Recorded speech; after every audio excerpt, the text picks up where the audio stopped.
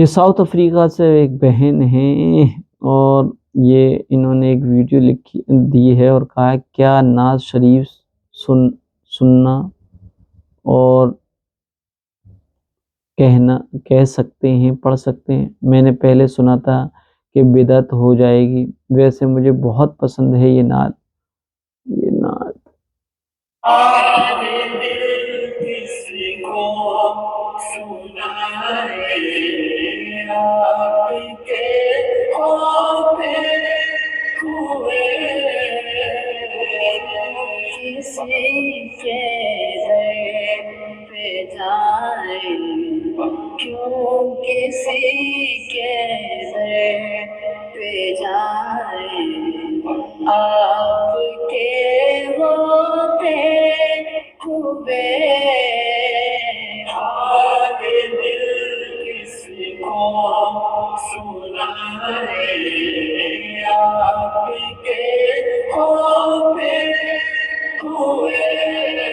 دیکھیے یہ نعت ہے اور لمبی نعت ہے، اور یہ نعت جو ہے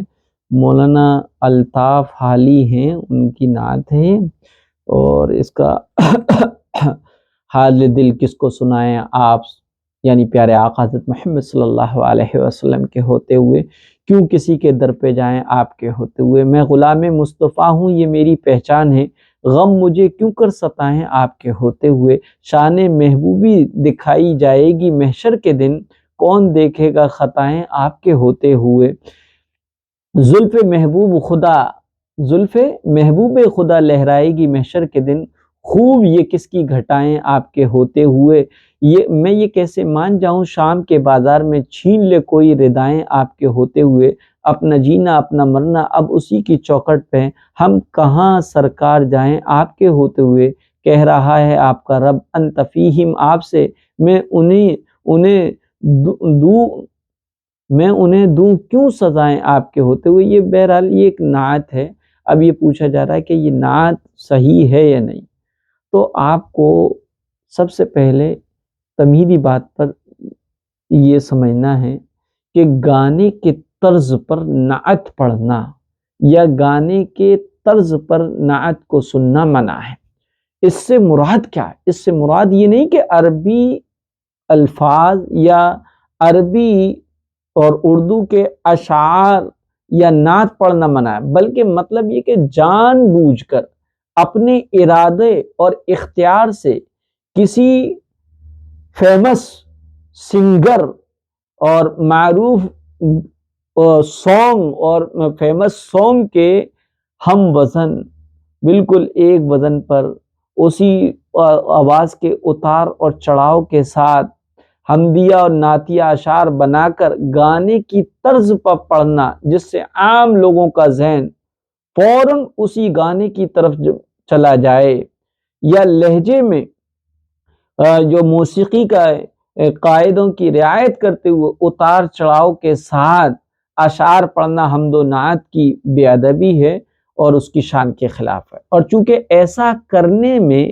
فاسق اور گناہگار، کھلم کھلا گناہ کرنے والوں کو فاسق کہتے ہیں، ان کے ساتھ مشابہت بھی ہے، اس لیے ایسا کرنا اور بھی زیادہ برا ہے۔ البتہ اگر غیر اختیاری طور پر آواز کو خوبصورت بناتے ہوئے کسی گانے کی طرز بن جائے یا اس کے بالکل کاپی ہو جائے تو یہ جائز ہے، لیکن مشابہت سے بچنا بھی بہتر ہے۔ بہرحال نبی اکرم صلی اللہ علیہ وسلم کی ایک حدیث میں رسول اللہ صلی اللہ علیہ وسلم نے فرمایا کہ قرآن کریم کو گانے کی دھن پر پڑھنے سے